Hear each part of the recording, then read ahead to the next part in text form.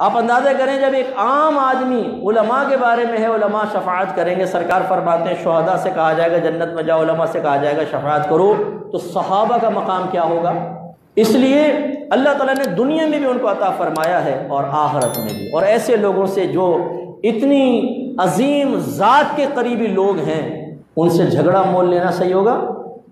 بولیے، اگر آپ ایک آدمی سے جھگڑنے لگیں اور چاہیں کہ مکہ مارو وہ کان میں آ کر کہی ایسے چوکا سالہ ہے، تو آپ فوراً ہاتھ روک لیں گے، اختصار کہیں گے آپ کو لگی تو نہیں ہے، میں نے تھوڑا زور سے پکڑ لیا تھا، کیونکہ آپ کو اب امید ہوگی کہ اب آپ کو بہت ہی بڑے ایک مہمان خانے میں لے جایا جائے، تو ایسے چوکا سالے کو آپ ماریں، ایسے چو آپ کو اندر لے جا کے خوب اچھی طرح چھترول کرے تو ہوش ٹھکانے آ جائیں۔ آپ سوچئے جو اللہ تعالیٰ کے پیاروں کے ساتھ مسائل پیدا کرے، ان کے بارے میں بغض رکھے، ان کے اوپر نازیبہ کلمات کہے، اس کا انجام کیا ہوگا؟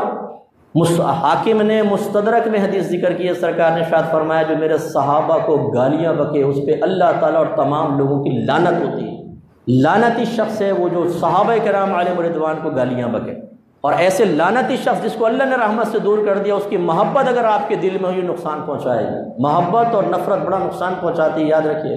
ایک اعرابی صحابی نبی کریم صلی اللہ علیہ وسلم کے پاس حاضر ہوئے، عرض کیا رسول اللہ قیامت کب آئے گی؟ سرکار نے ارشاد فرمایا کہ آپ نے قیامت کی کیا تیاری کی ہے؟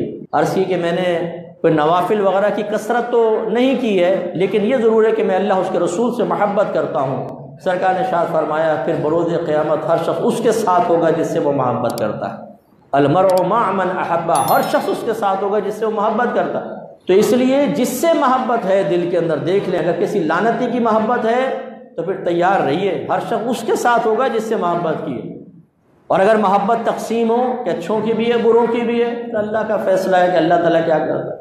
اچھائی اگر آپ کو فائدہ دے گی تو برائی نقصان بھی دے گی نا، اس لیے اچھی طریقے سے یاد رکھیں کہ ایسے لوگوں کی کوئی محبت دوستی نہیں ہونی چاہیے۔